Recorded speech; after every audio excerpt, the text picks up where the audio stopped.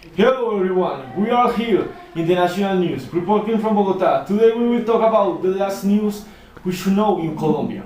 3 days before to start negotiation between the Colombian government and the Revolutionary Armed Forces of Colombia, FARC, victims of the armed conflict come together Bogota to demand justice and peace. Representative of Colombia, President Juan Manuel Santos, and the country's largest terrorist group are scheduled to begin peace talk in Oslo, Norway, in October 17. Weeks later, the talks will continue in Havana, Cuba.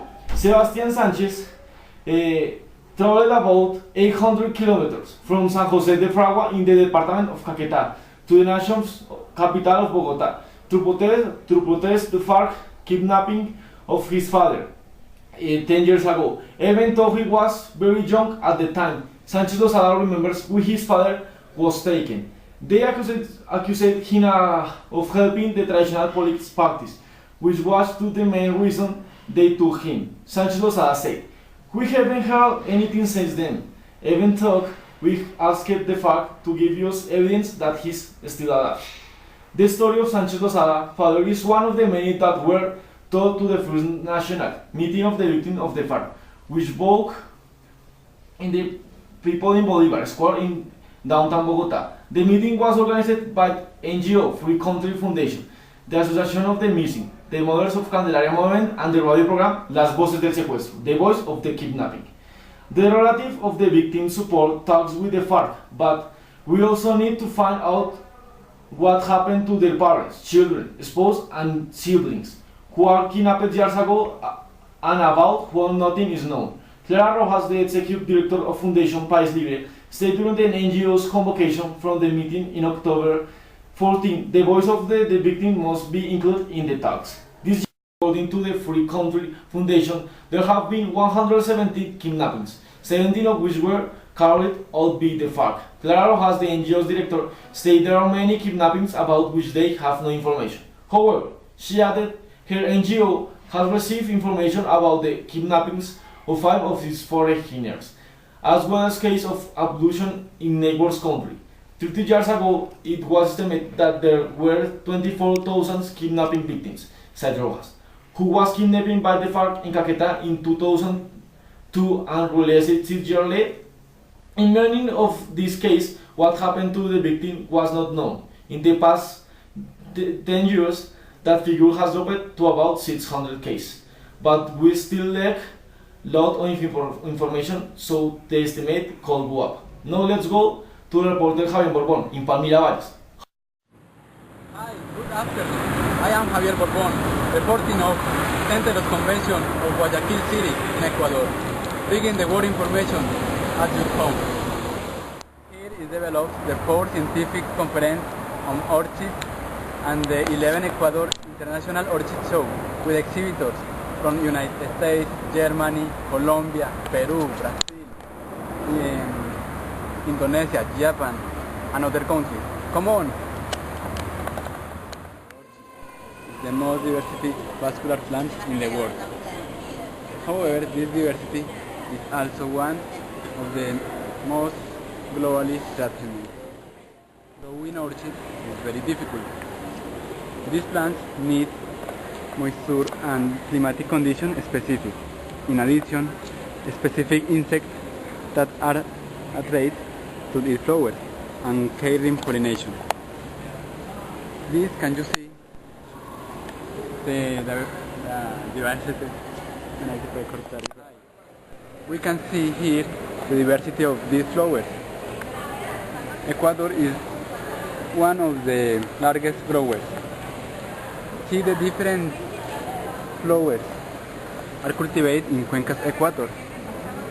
Cuencas is a city in a highland. These species are named Phalaenopsis, and this is named Dendrobium.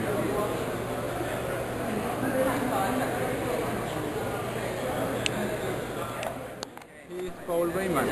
He is a teacher of University of Puerto Rico. Paul, can you tell us something about the orchid, please? Sure, Javier. All these beautiful orchids are part of a show here in Guayaquil.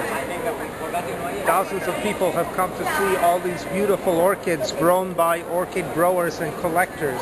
They're giving prizes to the most beautiful. To me, I'm not a grower. I can't tell why this one won a prize and that one didn't. But surely they have their own criteria. What brings us, the biologists here, Javier and me, is that not only are orchids very beautiful and very diverse, they're also one of the largest groups of plants, 25 to 35,000 species. And most orchids depend on a pollinator. It could be a bee, a moth, a hummingbird, a fly, but they also depend on mycorrhizal fungi. So orchids lead very complex lives. They have several partners that they depend on. And if climate change or deforestation affects the orchid, obviously it will disappear. But if those factors affect one of its partners, either the pollinator or the mycorrhizal fungus, the orchid will also disappear. Oh, thank you. Sure. My name's Robert. I'm originally from Australia. I now live in Thailand. My wife and I have an orchid nursery, and we've brought these orchids over for the conference to sell.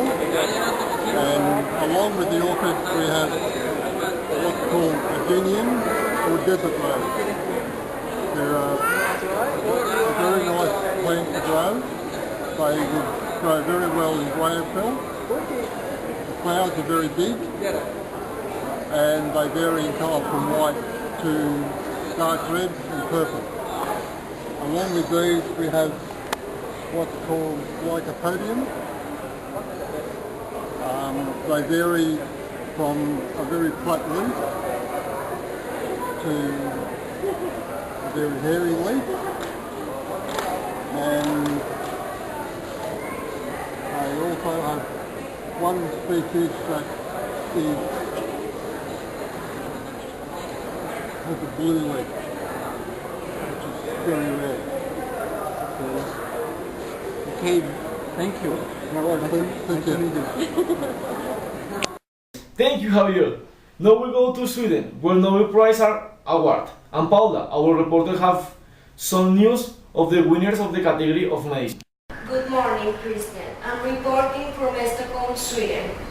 The Japanese Shinya Yamanaka and the British John Gordon are the scientists that received the Nobel Prize this year in medicine because of their investigation about the stem cells, which mean that grown cells can be transformed into stem embryonic cells that could regenerate the damaged tissue in organs like the spinal cord, the heart, or the brain. The discovery of Gordon and Yamanaka is a way of making tissue that could act like embryonic cells without destruction of embryos. In 1958, Gordon proved that the developed cells still have the genetic information needed to create any of the cells of the organism. More than 40 years later, Yamanaka proved that an adult tissue could be reversed, transforming into the adult cells a cell that has the behavior of embryos. This cell is known like iPS cell. This cell also has to come from the same person that needs the cure of his tissue to avoid the rejections and the use of the immunosuppression. But the iPS cell has a disadvantage. It can go out of control and develop into tumors.